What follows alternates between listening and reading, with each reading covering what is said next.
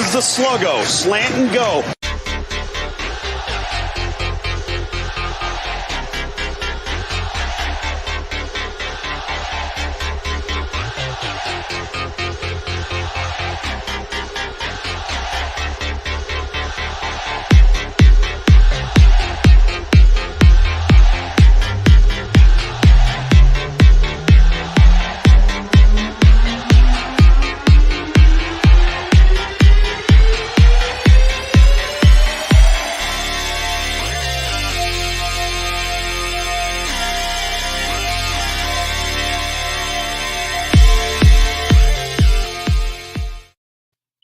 Casey to Beef Creek, and it's Wednesday, and that means you and I are talking again at 7:30 Eastern, 6:30 my time in the great state of Texas. And Twitter's really weird today, Case, as I was texting you before we got on.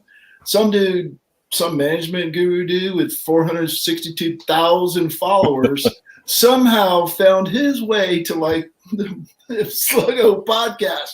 Now, as I told you, that will last until I tweeted, which I just did the start of the show.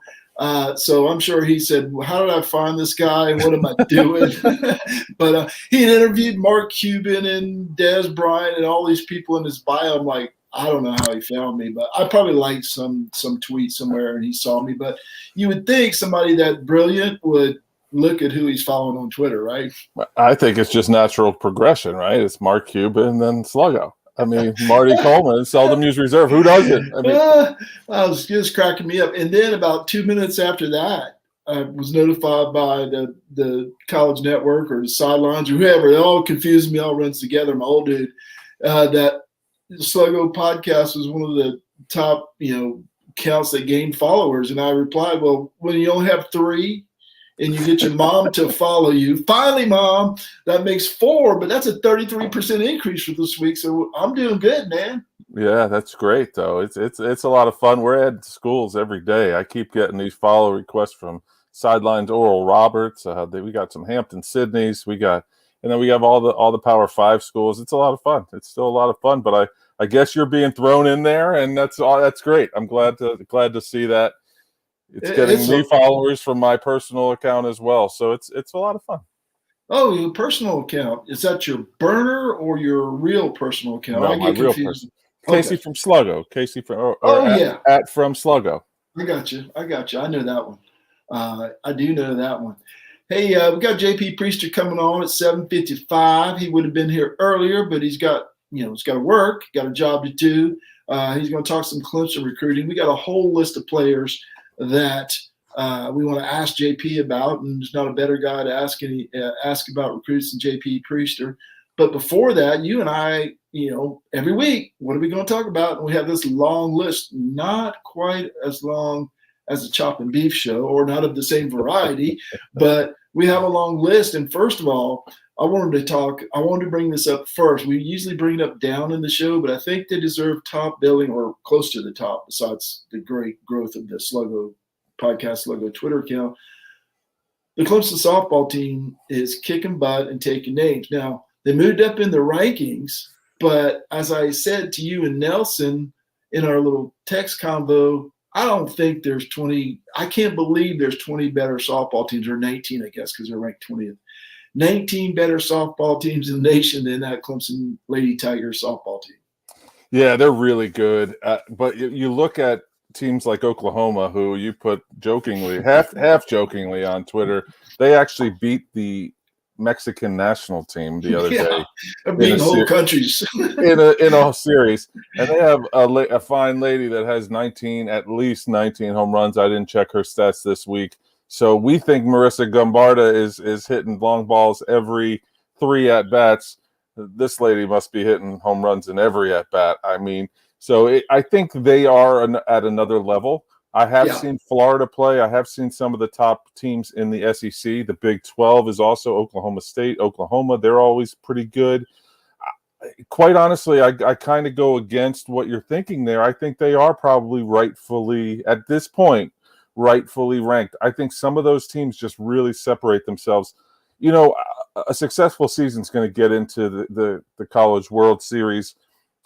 softball World Series and make a run to a regional, super regional. That's going to be really successful if they can get that far, because they're going to run into an Oklahoma or a Stanford. The Pac-12 has fantastic softball as well. So I think we may be okay. But like you said, it's hard to believe it. I think there are.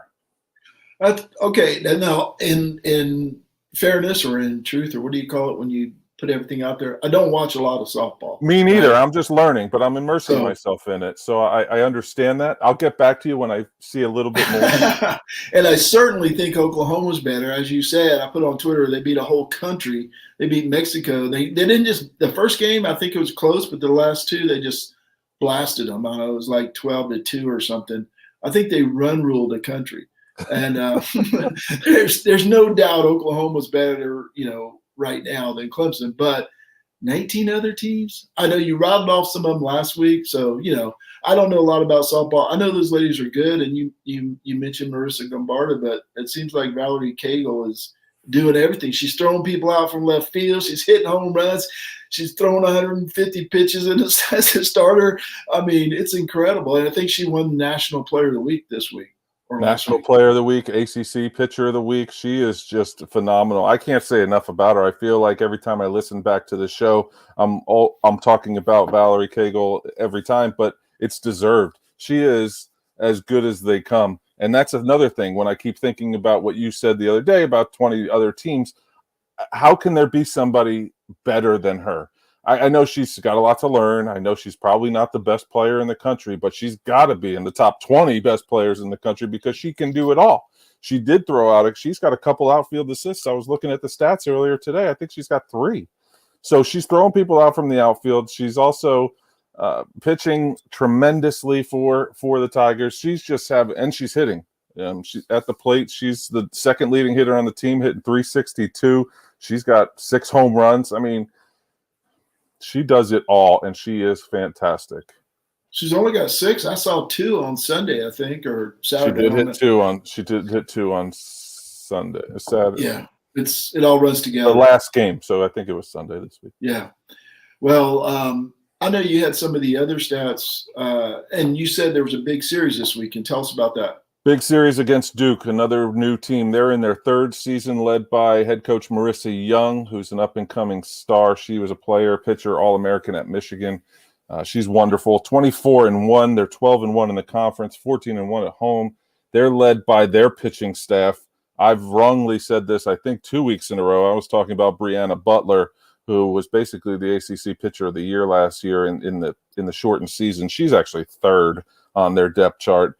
This season, they're led by a junior, Shelby Walters, who's 9-0. I lied.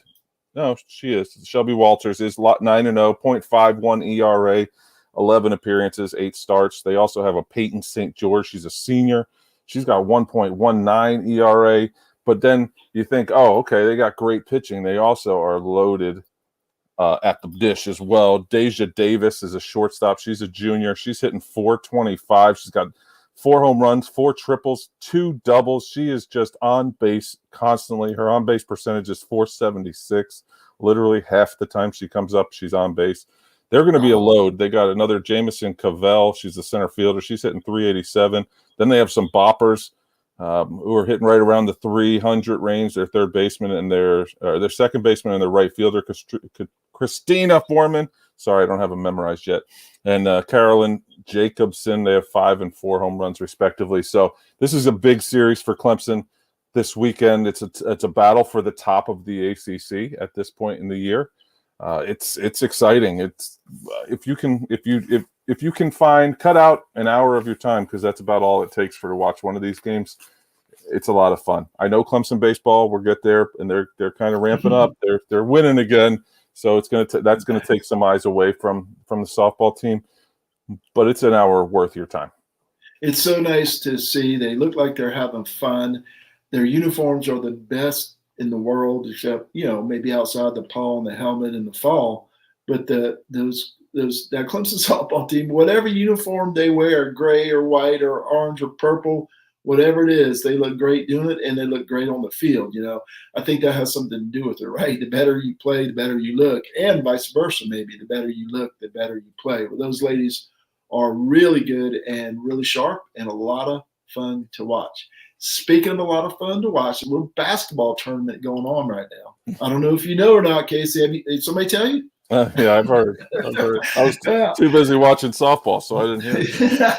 So NCAA tournament's down to the final 16. I thought I'd ask, what is your biggest surprise so far? I'll go first.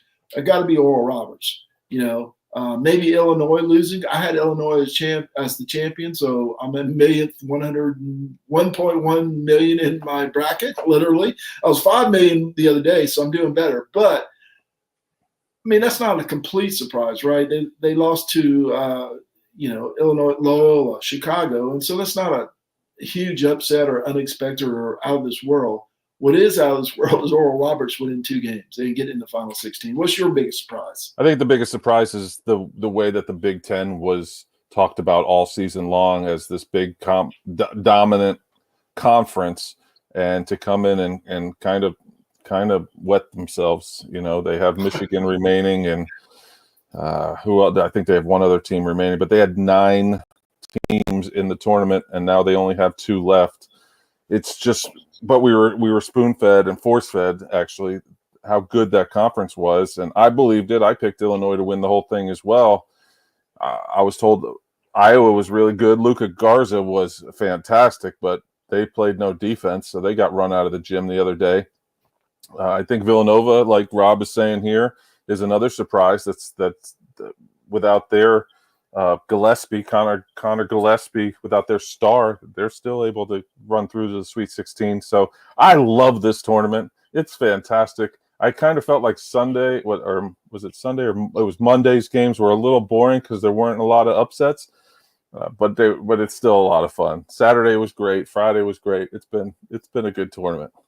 Yeah, a lot of fun. And as I texted to you over the weekend, there was some high-level basketball being played, and we're going to get to Clemson basketball down the road here in a minute or two, but it didn't look like Clemson could compete with those teams. Now, I know a few years ago they went to the Sweet 16, and we want to believe they had a chance to beat Kansas, and I guess technically they did. But, I would find it hard for Clemson to play at the level that I saw over the weekend. There was some good basketball being played. Absolutely. I think even just pick a team that you wouldn't expect to blow you out of the gym, a team like Oregon or a team like Southern Cal, and both of those teams would have run Clemson out of the gym. And that's not even a knock on Clemson. I'm just looking at how well they're playing. We will get to it, I know, but I can tell you what, if Clemson shows up against Rutgers and shoots, 35%, they win the game by 10 and probably beat Houston. I think they would have. I do truly think, I saw Fax and Childress say this on Twitter, and I absolutely agreed with him. I think they beat Houston probably by more than they would have if they shot 35% against Rutgers. Probably would have beat Rutgers. So yeah, Rutgers should have beaten Houston by 10. They blew that game. So it stinks because woulda, coulda, shoulda, right? They shot 24% or something to that nature against Rutgers, lose, embarrassing, and then we're talking about what ifs. Yeah, no doubt. All right. How's your Final Four, by the way, before we get into the Clemson Rutgers for real? I got 3 of my 4 left. I do too. I have Gonzaga, Baylor, and Alabama left. Illinois I had winning the whole thing, so it kind of defeats the purpose for me. But it's still nice to talk about. That's what I was telling everybody, that I'm so against chalk. I hate it. I hate chalk. It's so boring. It's hard for me. But the cream rises. Yeah, I was just going to say it's hard for me not to pick chalk when I look at it because, as you can tell from the bets I put in, I'm a favorites kind of guy, and that's biting me in the buttocks, as I tell Parker. Let me see you, John. And Ryan Lawrence checks in and says, Alabama. I did not pick Alabama in my Final Four. Okay, you talked a little bit about it, Casey. Clemson and Rutgers. I wanted to focus here on we kind of talked a little bit about the game and Clemson's chances if they would have won. But I want to talk about the reaction of the Clemson fans. And I spent all football season telling people not to tell people how to be fans, right? That's a pet peeve of mine. Oh, you don't take losses or react to losses the same way I do. And I don't take, you should do this or you should think this or you're embarrassing Clemson. Let people be fans how they want to be fans. So I did not respond to any of those guys on Twitter. that were questioning how people were being fans. But it should be entertainment, right? It's not that serious. Now, I realize somebody in Powdersville lives next door to a Carolina Gamecock guy that's going to give him hell, even though they didn't even make the tournament. He's going to talk about the Final Four and he'll be talking about it for the rest of his life. I get that. And I live in Texas, so I'm insulated from that particular battle for the most part. But I don't know. I hate it when people are, take this so life and death. Now, you'll have this conversation in a few years, I'm sure. I had this conversation with Parker, my son, the other day. If you're not enjoying it, you shouldn't be watching it, right? I'm not saying enjoy the losses. I'm saying, loss. Hope they get better next time. They got to do this, this, and this. I mean, that's what this show's about, talking about sports and how to get better and how to improve and what we want to see. But death threats, racial stuff, just being miserable because your team lost a basketball game. I mean, I don't know. I think it gets too much sometimes. My son was upset the Spurs. I mean, watching the Spurs with Parker is like watching football with me under Tommy Bowden. Right? In between games, there's this, not over the seasons or years. It's in between plays, right? It's the greatest play ever. It's the worst play ever. They're the best team ever. They're terrible. They're horrible. They're great. It is crazy. And I just told him, man, if you don't enjoy watching this team, don't watch. It's not meant to be a life and death thing. Yeah, I just had a similar conversation with one of my stepsons, my oldest stepson. We'll go to bed and he'll stay up and watch some hockey. He's a fan of the Islanders. I know this isn't a hockey podcast, but literally we hear him. He's quiet when he's watching games with me, but then we leave the room and he's screaming and cursing, and not really cursing, but he's screaming and yelling at the screen, and everything's like so bad. So I came down the other night and I just said, "Hey, what are you doing? This team's the number one team in the league. Like, they won. What the hell are you yelling at? Start enjoying it. Start saying what the good thing." It's a psychology thing. And like you said, you don't want to tell someone how to be a fan, but you're exactly right. If you're yelling and screaming and almost hoping for misery, stay away from me. I stopped going to a Clemson alumni club in one of the places that I lived because one of the fans was just yelling and screaming at Tommy Bowden and uncontrollably, every game. It was just no longer fun to watch with somebody like that. Yeah, not a lot of fun at all. And I just want him to enjoy the game, and I think sometimes social media these days, here I am, get off my lawn.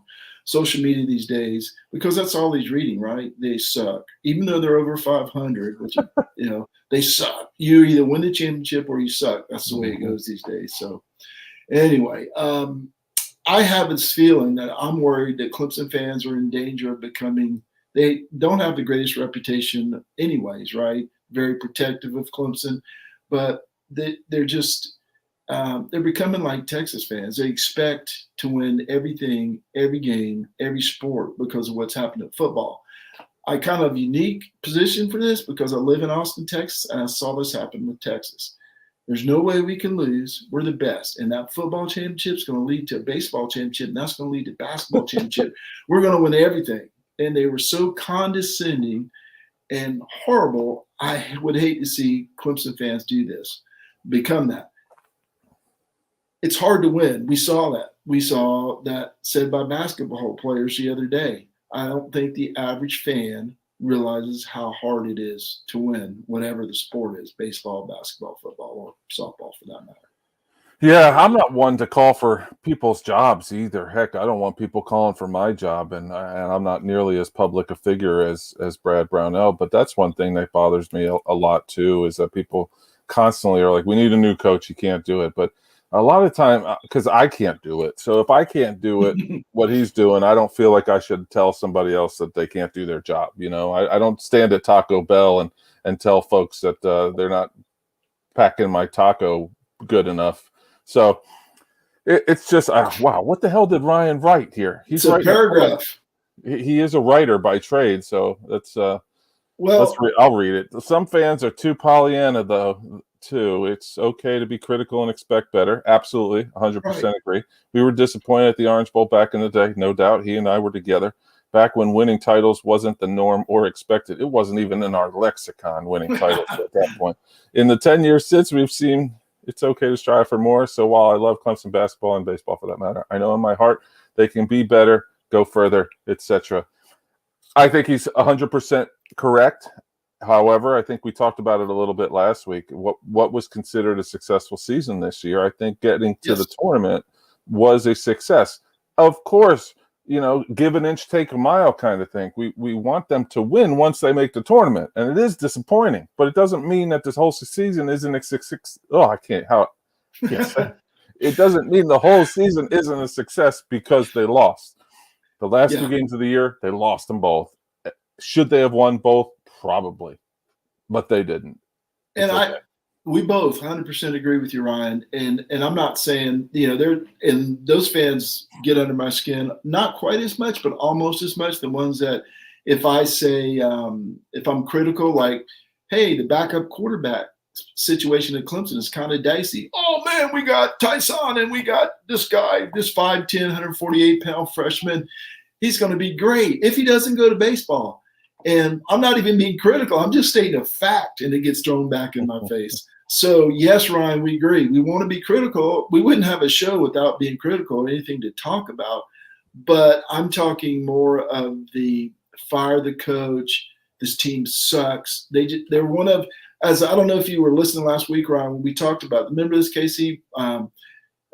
Fans were making the NCAA tournament into a bad thing for Clemson. That they were just torturing themselves into somehow being the one of the 68 out of 350 teams left playing for the national championship wasn't that big of an accomplishment. It wasn't very good. And even if it is, it's just going to make Brownell stay around for a few years. Well, you get what you reap what you sow or whatever, because two players, not one, two players are transferring now away from Clemson. John Newman III and Omax Prosper, who showed a lot of promise as a freshman. They're both transferring. I did a little math today, and with the additional those two guys, the loss of those two guys and the seniors that are leaving, it's over 100 minutes out of 200 minutes, 5 times 40. So they're losing over half of their minutes, and I don't know who's going to fill those minutes next year. Yeah, I think there's 9 returning players next year, and having a decommitment from Lucas Taylor as well, who was a top 50, top 40 player, I think, recruit coming in. I don't understand that so much, but of course, I think one thing we need to understand is the transfer portal is becoming the go-to. It is the hot thing, right? It is the thing. It's becoming crowded. It's becoming crowded. And we see that in football. It's overcrowded in football. It's going to become the same thing in basketball. And no longer are kids willing to, quote unquote, fight for their jobs. If they're not getting playing time, they can go somewhere else where they can. And there's 350 other teams. It's going to be a lot easier for teams to get transfers. Heck, Brownell is kind of the master at the transfer portal. It seems he's got a lot of talent from some of those kids coming in. However, losing 3 players and having 9 players left, and that doesn't necessarily mean all 9 are scholarship players, is definitely concerning going into 2021. You'd like to build off of a tournament season the following year. Now it feels, right now anyway, it feels like 3 steps back.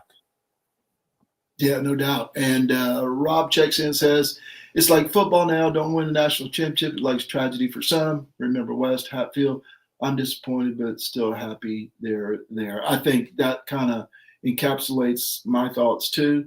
I thought the season was a success. I thought they were going to go about 10-20 if they had a full season, but I didn't expect Duke and North Carolina to be bad.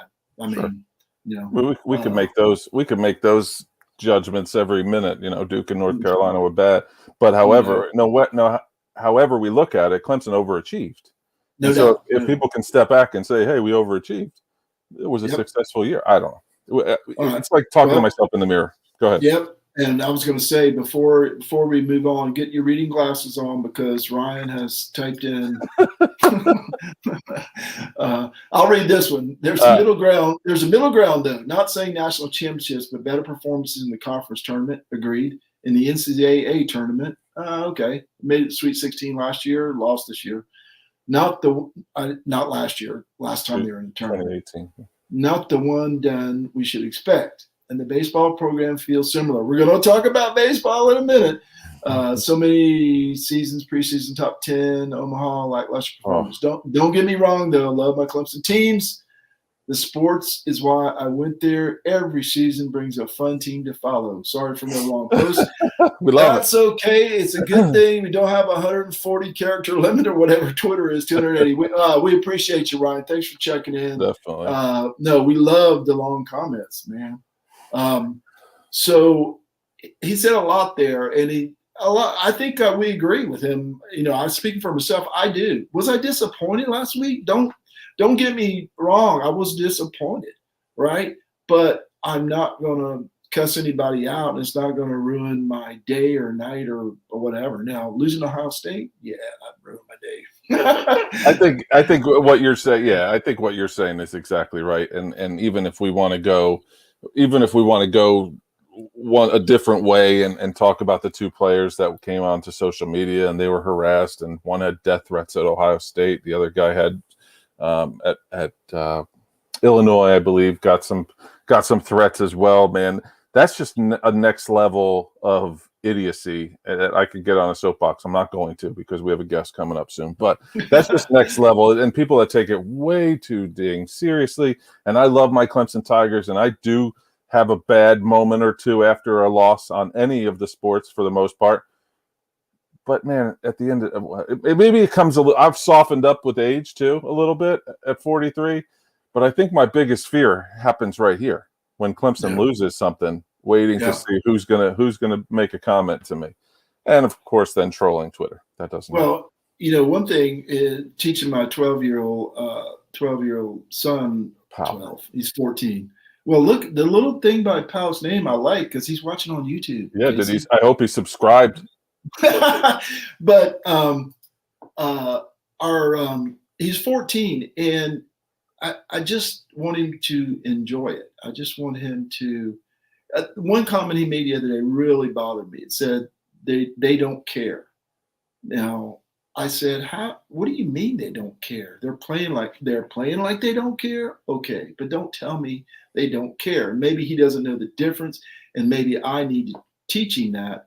But when he said they don't care, it really bothered me, because if you think those guys, hundreds, thousands of hours, you know, they're in the top 1% to even get a scholarship. If you think they don't care, they're trying. It didn't happen that reason. And how I explained it to him was, what if in his basketball game, he committed a turnover and the parent next to me said, boy, that kid doesn't care. Well, I know that kid cares because he's my kid, right? And I know how much he practices. It's just he didn't make the play. So, okay, off the soapbox for me. A lot of people are interested in Oral Roberts today for some reason, Casey. I'm not sure why. Anyway, next subject. We're going to move on to talk about baseball. Ryan, another one of Ryan's favorite subjects. Nelson missed it. We put softball right at the top. Nelson, you missed it. I put 32 minutes of it, even though we're only 20 minutes in. No doubt. You missed it, Nelson. We started off the top because we gave it top billing, unlike you, expecting it 30 minutes into the show. All right.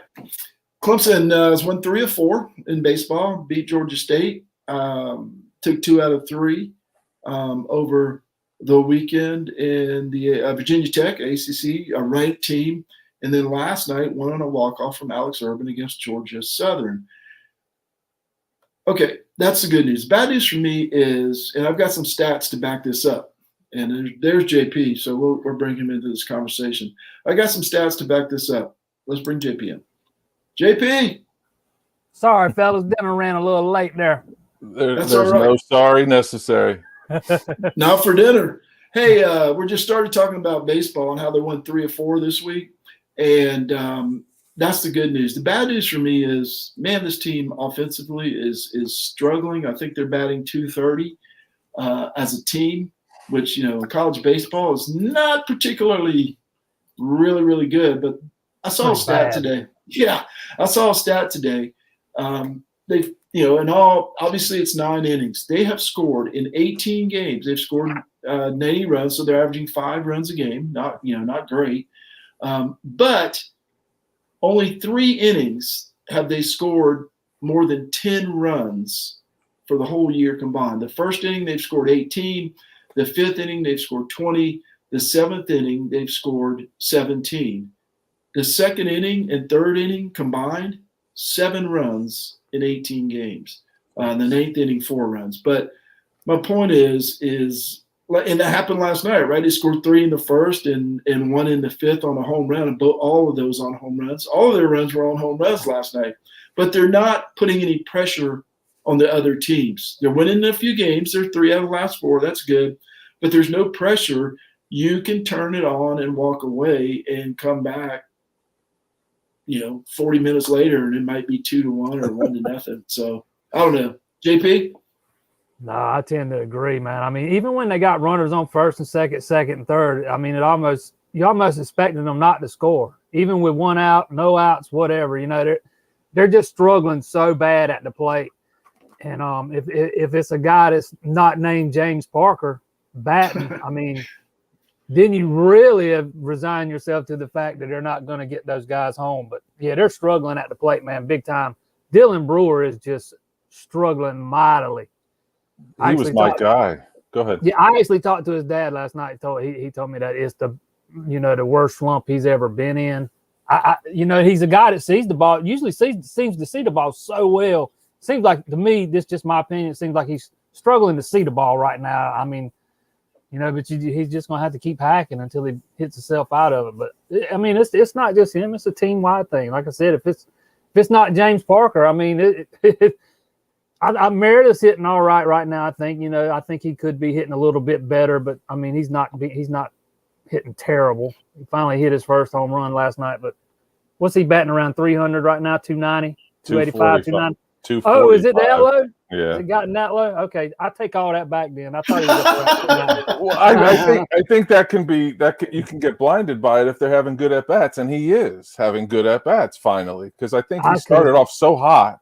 I could have swore he was at 285 or something like that. But that was a week. There's been a week since I looked at it. But anyways, yeah. And even as good as Grice has been, he's struggled some here of late. There wasn't no TV for the game last night, so I didn't get to really see it. I kind of paid attention to it, but he hit the long ball last night. But I don't know that.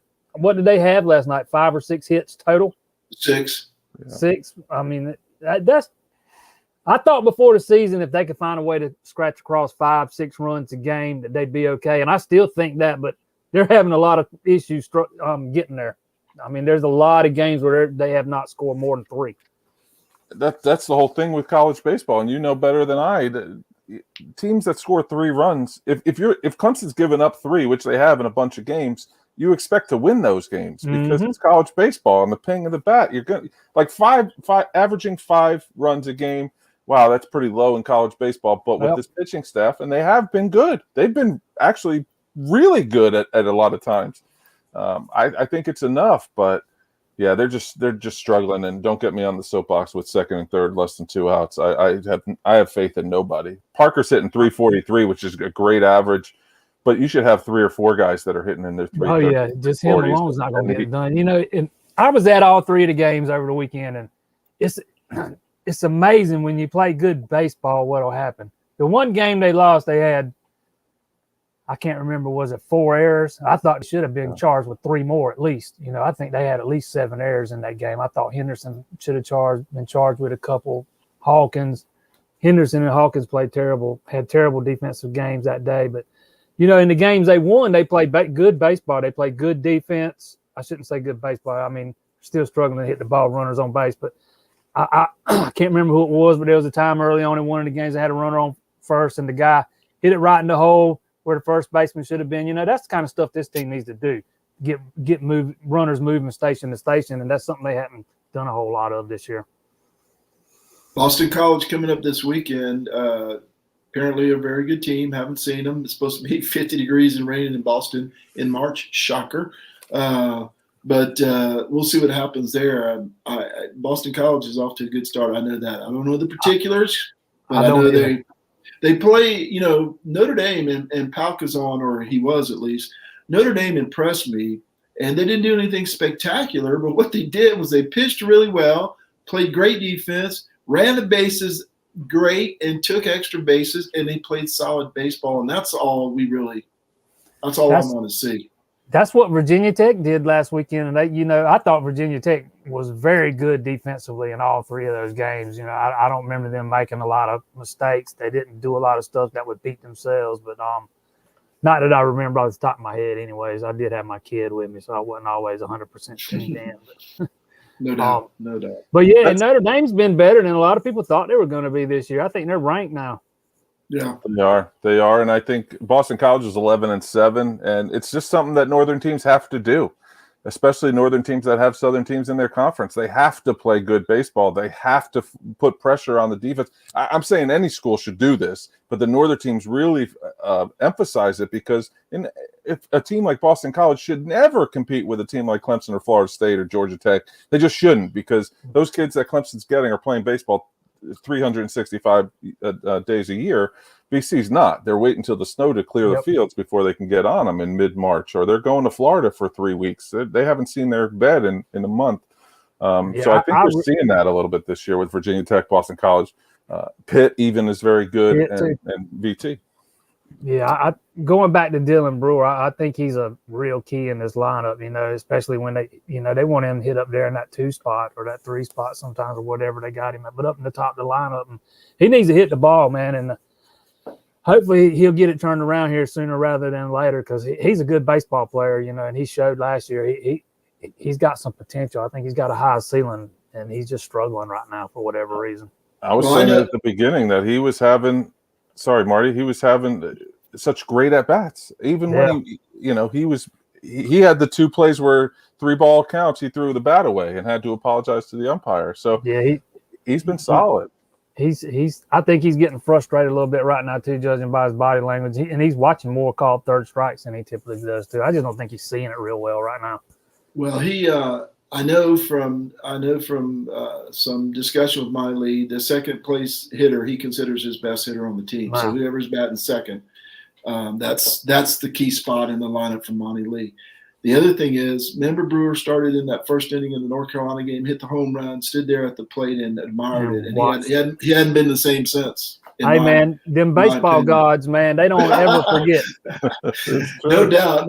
All right, but I think he's been paid back enough. It's time to let off on him a little bit now. No doubt. Let's check out a little college football news before we get to recruiting, which is why we have JP on. And if you want to have any questions for JP, we got a list of players to talk about. But if you have questions, drop them in the comments. I'll get them to them. Georgia wide receiver George Pickens tears his ACL today. Man, horrible news. All the injuries Clemson had to wide receivers last year, and this is horrible news in March for Georgia. That's not good for them. He's probably their best receiver. Reminds me a lot of the situation with Justin Ross last year. Clemson in the spring loses their best receiver, and that's going to be a big hole in that Georgia offense. Somebody's going to have to step up and fill that production. But I hate it for him, man, because he was a guy that was probably going to enter the draft after this year, and who knows, maybe he's not able to do that now. Yeah, I like Pickens a lot too. I'm not a Georgia fan, but I liked him, and he kind of kept that whole receiving core in place when Georgia was, now they just run it. But when they would do their play action, pro style offense, he was the guy that would go up and get it. So that's a huge loss for them. I hate to see it. He's one of those receivers that can take over a game in a heartbeat if you let him. Hey, not only did Les Miles cost himself his job and the AD at Kansas job, now the president of Oregon State has resigned as part of the backlash around Les Miles' time at LSU, because he was president at LSU, and people are outraged over the investigation or lack thereof that happened at LSU. So he has cost himself, an AD, and a school president their jobs in the last couple of weeks. It's just crazy stuff. Yeah, I don't even know what to say to that. It's hard to believe that in today's climate, and this wasn't all that long ago, but I mean, I don't even know what to say to that. Well, the cover up, right? He's yeah, I covering mean, up. it's exactly. I mean, that's a whole rabbit hole we can go down right there. No, let's don't go down that rabbit hole. Let's get to we've got a couple more little quick hits here, and then we'll get to recruiting. Georgia Tech and Pitt are both on COVID pause. Now we think this is all over, and especially with my next bullet here, there's going to be attendance at spring games, including Clemson and the Big Ten.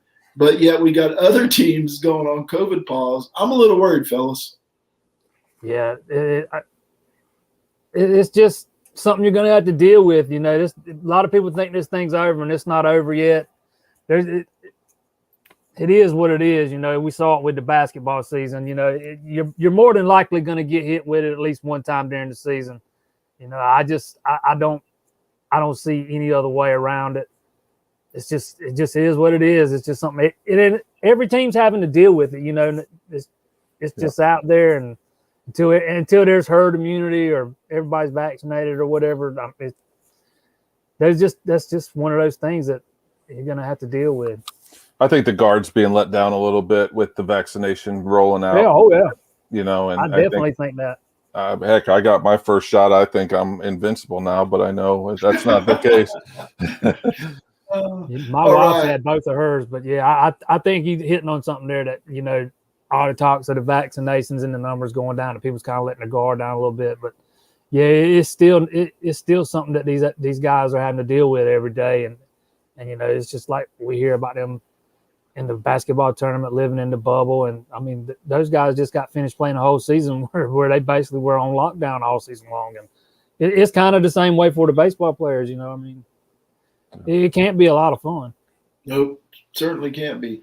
All right, JP, you just came from getting some information on Clemson. So, quick spring update. Now, Justin Ross, maybe I misinterpreted this. I've been known to read things wrong, comments on the board and everything. But the way Dabo phrased it back in January or February, I was under the assumption that Justin Ross's actual visit to the doctor was going to happen in March. Now I'm hearing it's a Zoom call, and he'll actually go to Pittsburgh in May. So maybe I misunderstood that. Maybe I heard it wrong, but it gives me a little pause. Well, he's already been once up there. Okay. So, the next one is a Zoom checkup. And then the next one after that, he's got to make another trip up there. But we got a guy on staff at allclemson.com, Brad Sinkoff. He's been at practice, and he says Ross looks fantastic.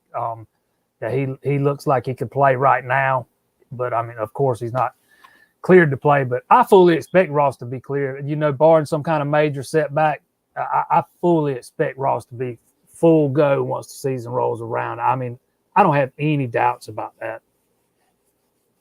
John Chansey has a question for you. Have you heard anything about Dabo's Cookout, the big recruiting event? I guess. I have not heard anything about that. You know, as we all know, that's one of Clemson's marquee events when it comes to recruiting. You know, that really, if they don't get that thing this year, it's gonna hurt them much worse than it did last year, because at least last year they had the benefit of getting a jump on that class before the dead period was put in place. They're not going to have that benefit this year. They're going to need that, but as long as the dead period is lifted, and even if it's moved to a quiet period or whatever, you can still host guys on campus. They might be a way they can figure out how to work that thing in. And if there's any way they can do it, I fully expect them to do it. That's how important it is. All right. John, thank you for the question. Anybody else has questions for JP, drop them in the comments if I don't forget, and I'll put them up on the screen. Just keep yelling at me if I do forget. Frank Ladson, a groin injury. I saw you posted on Facebook, JP, that this was a different injury than the one from last year, and he had surgery. Something we need to be concerned about going into the summer and the fall, because groin injuries, I can't speak from experience, but I hear they linger. At the very least, I would say you got to at least worry about him having issues staying healthy. He's had multiple injuries, just a ton of bad luck since he's gotten to Clemson. I hate it for him because he's not been able to stay on the field consistently. And I think Dabo Swinney said they expected him back within a matter of maybe a month after this one. So it sounded like it's some kind of scope or something. I don't know. He didn't go into specifics. He didn't even say what injury was. I just heard it was a groin, and I can't even 100% say for sure that's what it was. But he did make it sound like it was a different injury from last year, or at least if it wasn't, he re-injured it because he was going on and on about how good he had looked, before he got hurt. So he was, by all accounts, having a fantastic spring up to that point. But sounds like he'll be back in the weight room at least sometime in May. But yeah, he's got to definitely prove that he can stay healthy. And if he can stay healthy, he can be a big part of this offense. That kid's got a ton of talent, but he's definitely got to prove he can stay healthy. Now, speaking of staying in the wide receiver room, we're hearing a lot of positive on EJ Williams. I think an article that you guys had said that Dabo stopped practice the other day just to praise him. What was that all about? I read the article, but for those that didn't. He's definitely impressive, no doubt about it. And this Latson injury even opens the door, probably benefits him, in a way, because he's going to get a lot more reps now without Latson there. Just especially, come spring game, Latson's not going to be able to play. But I think, man, yeah, they stopped practice the other day because of a play he made that was so impressive. But and Dabo wanted to make note of it in front of the whole team. But I mean, this is a kid that I am really high on. I think he's going to have a big season this year. It's going to be hard to keep him off the field. Even if Latson's healthy, he might have a hard time keeping EJ Williams off the field. He was really coming on at the end of last year. And now that he's had a full season in the weight room, he's going to look like a different guy when come fall. He's going to look entirely different. Probably. And he's going to look – it's going to be like an impressive transition, I think. Well, he's from the same high school as Justin Ross. Is that correct? Yes. Okay, and he had a similar freshman season. Remember, Justin Ross was just kind of a guy till about the 10th game of his freshman season, and they had stud wide receivers in, but he was just a guy, with a few catches here or there and a highlight, and then he broke out in that playoff game. So same thing, same trajectory for EJ Williams. Just hopefully he can stay healthy. All right, let's talk a little recruiting, JP. It's what we had you on for, but we were talking before the show that it didn't matter what time you popped on because you can talk about all this basketball and football and baseball. I don't know, man. I don't know how much you want to listen to me about basketball. We already hashed that out, and Ryan Lawrence gave us the longest comments in the history of a Facebook show. I think it covered our faces. Almost. And it's a big head. It's hard to cover this whole head. I got the worst bracket in the history of brackets this year. I remember a Texas Tech pick. I remember, yeah. I had Illinois winning it all, and Texas Tech making it to the Final Four, man. So all three of us had Illinois, by the way. But I was in 5,300,000th place the other day, so I don't know how bad your bracket is. But anyway, I think I had Kansas in the Final Four too, or at least the Elite Eight. So okay, you win, or lose, however you want to say it. All right, outside linebacker Jalon Walker from Salisbury, North Carolina. 50th overall, fourth in North Carolina, fourth in his position, and number 2 in North Carolina. Going to announce, I believe, on the 28th of March. It looks like Sunday. Alabama, Auburn, Clemson, Georgia, UNC. What's the scoop, JP? Well, all signs point to that one being good news for Clemson fans. I have learned my lesson that I'm not going to say anything definite. I made that mistake on here already. So I'm not Thank you, Ty Simpson. But I think this one's Clemson's, and I really like this kid, man. He's versatile and he's athletic. He's won dunk contests in the past. He can play all over the field. He's gonna be a guy once he gets in there and gets acclimated. It's gonna be hard to keep off the field, but yeah, I think this one is gonna be Clemson come Sunday. But I will say this, and I'm not going to go into any specifics. Clemson will pick up a commitment before him Sunday. Ooh, scoop. why you people watch this show. JP Priester with the scoop. And you need to read allclemson.com. That's right. No doubt. Read allclemson.com. JP Priester with the scoop. Now, my other question about this, and Travis Shaw, who I had up next, is a defensive tackle out of Greensboro. He's 8th nationally. He's a 5-star, I believe. Number 2 defensive tackle. He's number 1 in North Carolina. He also has Clemson in his top group with Bama, Arizona State, Arkansas, and Auburn. What is happening to Mac's fence? Mac has built this fence around North Carolina. That's what I keep hearing, JP. Well, there's still a few holes in it, so he still got some patching up to do in places. But looks like my fence. Yeah, this kid's a monster of a man. You know, he's 6'5", 310 pounds, and he's a grown guy and he's agile for his size. But I if I had to guess right now, I think it comes down to Clemson, North Carolina, and I still think right now I would lean a little bit in Clemson's favor. I think they're still in the lead for him. But I think North Carolina's definitely still right there in it. I think there's a long ways to go with this kid. It's not over by a long shot. But this is a guy that's got the potential to be maybe an early round draft pick. But as long as he doesn't, he's one of those kids that's got to watch his size. Like I said, he's already up over 300 pounds. So as long as he stays in shape, he's got potential to be really good. Yeah, I don't have anything, Barney. He's going to be really good.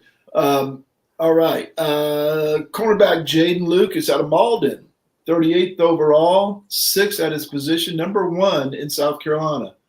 Clemson, North Carolina, and Ohio State. Is there anything for Clemson to worry about here? Where's this kid trending? I would say right now he's probably trending Clemson, but Ohio State's on him hard. They want him. I'd say they're probably the only team outside of probably the second best shot at getting him. But yeah, there's some analysts out there that think he might be the best corner in the class. You know, there's some people that are high on him. I haven't watched a lot of his film, so I don't want to really say a whole lot about him. But I've seen comparisons to Trayvon Mullen. And he's long and he's got that length that Venables covets in his cornerbacks, but I still think Lucas is a Clemson lean right now. A Clemson lean, but when I saw cornerback and I saw Ohio State, it worried me because, I mean, they've become DBU for a large part of the nation, and it seems like all the defensive backs want to play at Ohio State. Got anything on it?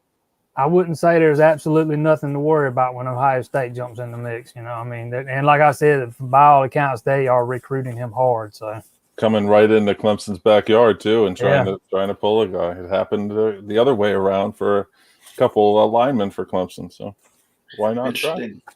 All right, next up, tight end Oscar Delp out of Cumming, Georgia, 6th overall, number 1 tight end, 7th ranked player in Georgia. That doesn't make any sense. I must have missed a number there, but highly rated tight end out of Cumming, Georgia, down to Georgia, Florida, Michigan, and South Carolina. Now, the site I looked at didn't even have Clemson listed, but I've read enough to know that there's some interest there back and forth.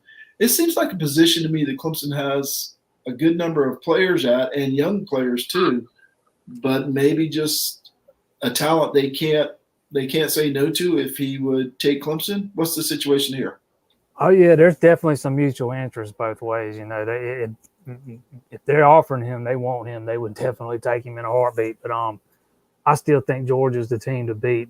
But I talked to him over the weekend, and he told me that the winning tradition at Clemson and the family values and all that is stuff that really stands out to him. And he's in contact with the coaches at Clemson every week. Says he talks to them at least once a week. And he used to play wide receiver, transitioned over to tight end, so he's a great route runner. He's got great hands. And whoever gets him is getting a player, man. This guy's a baller. He's going to be a really good tight end. He's probably got to work on his blocking a little bit, and he still needs to put on a little weight. But I think he's a Georgia lean. I think if Clemson's going to land him, they got a lot of work to do to get him. Now, when you're talking to these guys, JP, what kind of questions are you asking? Are you allowed to tell that to us today? Like, Are you asking him where he's He leaning? Are you just trying to get it? Okay. I mean, I'll ask him I'll ask him what schools he's. It just depends on who I'm talking to, But yeah, sometimes I didn't ask him where he was leaning. I was asking him, if he had any favorites, because I know he hadn't even I don't even think he's put out a favorites list yet or anything. So No, he's been quiet. Yeah. It just depends on who I'm talking to. I kind of just play it by ear. All right, you get a feel for what because each kid's different, I'm sure. Yeah. And some like to talk a lot, some don't like to talk. Just like, hey, regular people, right? I talked to a kid today that gave me 650 words, man. So, some like to talk a lot, and then some will give me 150. So you just don't never know. Yes, sir. No, sir. All right. Next up is Cade Klubnik's favorite recruit. Now, I don't follow a lot of recruits on Twitter. That's not me. I'm getting followed by guys that interviewed Mark Cuban. Of course, he's probably dropped me since I tweeted something. But Brendan Thompson, he's a wide receiver, number 73 nationally, but he's the 8th ranked athlete, and he's number 13 overall in Texas. Now, I've seen Cade Klubnik a few times tweet at him or respond to a tweet from Brendan Thompson saying when you pull the trigger and that kind of thing. I didn't see Clemson in his list, but then I looked on one site and I don't even remember what site it was, but he was 100% to Clemson. So I'm a little confused, JP. Could you clarify that for me a little bit? What's the scoop on this kid? I think now, I think here in the last few weeks, I think Clemson's become a popular choice. I think there's definitely a lot of interest there, and he's one of those smaller guys, kind of different than what Clemson's been going after in the last few classes. Not one of these big. He's 5'10". He's not the 6'2", 6'3", 6'4" guy, more of your slot type guy. But yeah, I think there's definitely some interest there. I think Clemson's got a legitimate shot to land this kid. I wouldn't go out and call him the favorite for him at the moment, but if I had to name a favorite today, I would name them the favorite. But here over the last couple of weeks since Klubnik's committed, and there's been a lot of whispers about Thompson trending towards Clemson. I've seen the same thing you've seen. I was going to say that was the pick. That was the one that's going to be the commitment before we get Jalen Walker, but I'm wrong there. That's not the one I'm talking about. All right. If he does recruit commit before then, that's not who I was talking about. All right. Yeah, Nelson, I get your point. It's just not me. I like a clutterless Twitter, if that makes sense, but it's kind of hard to do. It's kind of hard to do, especially after a basketball game when your team loses. I'm like Nelson, man. I'm a big believer in not tweeting at recruits, man. It can get it's a bad look. I don't care what you're saying, man. That's to each his own. That's just not something I would do. No doubt. Hey, Casey and I were talking about Thompson last week, JP, and we thought he fit, and he's up from the panhandle of Texas in that area. We thought he fit the Oklahoma mold of the smaller wide receiver. Oh, yeah, he definitely he'd fit that offense. Oh, he'd be a perfect fit for that Lincoln Riley offense. That's what I'm worried about. Yeah, that is a big worry. Because I think there's still a ways to go with his too. There's a lot of twists and turns it can take before he announces. No doubt.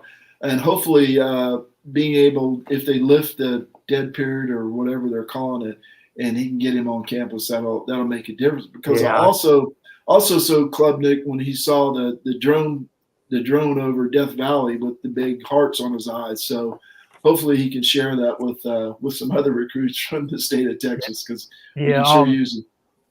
Going back to you asking me what I asked these kids, I actually asked Oscar Delp if he was planning to take a visit to Clemson when the dead period was lifted, and I couldn't even get to tell me yes or no either way. All right. Couldn't get him to say yes. He just said he could see himself taking a visit there. Cool. Good deal. Last guy we want to ask you about, JP, and then we'll let you finish dinner or have dessert. Weak side defensive end, I'll probably butcher the name, Samuel Okunlola out of Brockton, Massachusetts. Not as highly ranked as some of the other guys. but he's number 3 in Massachusetts for whatever that's worth, and that's worked out well for Clemson in the past. Tell us about this guy, maybe a little more raw than some of the other recruits, and probably not the level of competition that Klubnik and some of these other guys have. I believe you've talked to this guy recently, and tell us about it and where he stands with Clemson. Yeah, I talked to him in the last week too. Talking about a real good kid. He seemed like a really good kid. But yeah, I think he's still pretty raw, and I would definitely, wonder about the competition he's playing up there. But I think he's a guy that could really benefit from there being some camps this year, so scouts can get a look at him and see how good he really is. Because I think there's just a lot of unknowns about him at the moment. I know he told me that the Clemson coaches, what they like about him is, his speed off the edge and how committed and how hard he works. So I will not pretend to know a ton about him outside of what he told me. So. Doesn't it say something if Clemson's offering him? Because they're not offering the world, so it must say something. No, I think that is a very valid point, because if Clemson's offering him, they definitely see something in him he likes, and that's a coaching staff. If they see something in a kid, they get the benefit of the doubt every time with me. Good deal.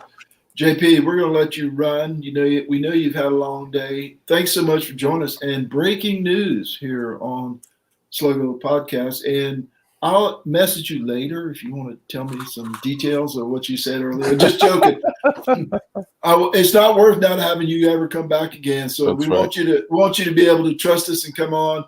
And we'll keep your secret. We don't know his secret. We don't know his secret. I'm not telling. No. I promise. All right. We appreciate you coming on, JP. Have a good evening. JP. We'll talk soon. Hey, yeah, man. Pleasure. Appreciate y'all having me on, man. Y'all be good. You All right. too. JP Priester, allclemson.com. Breaking news here, Case. I think that's the first. That's the first. That's great. I just I was watching his body language the whole time we were talking the names. Like, is it one of these guys? I don't think it's one of these guys. I don't know what if it's the one of the guys that we talked about.